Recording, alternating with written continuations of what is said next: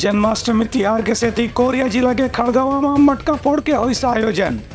लइका मन के संगे संग सियान मन घलो पूर्ण उत्साह के साथ भागीदारी। मनेन्द्रगढ़ कोरिया जिला के खड़गवा में कल जन्माष्टमी के मौका में मटका फोड़ के आयोजन करेगी। इसमें अलग अलग टीम के लोगन मन बढ़ चढ़ के उत्साह के साथ में हिस्सा लें। जन्माष्टमी के मौका में खड़गवा के प्राथमिक स्वास्थ्य केंद्र की महिला और लइका मन भी समस्त स्टाफ के लोगन मन के साथ में जन्माष्टमी के मटका फोड़ कार्यक्रम में शामिल हुई। ये मौका में कृष्ण के जन्मोत्सव धूमधाम से मनाएगी। बच्चा मन राधा कृष्ण बन के झांकी निकाली, जेमा बड़े लोगन मन भी उत्साह से शामिल हुई। एक बाद मटका फोड़ के आयोजन करेगी, जेमा हर उम्र के लोगन मन अपन अपन क्षमता के साथ में मटका में रखे उपहार के सामान ला निकाले के पाए के प्रयास करी।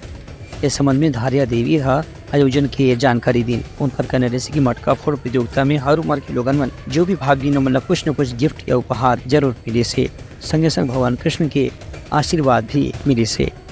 ब्यूरो रिपोर्ट उत्तलंघा न्यूज़।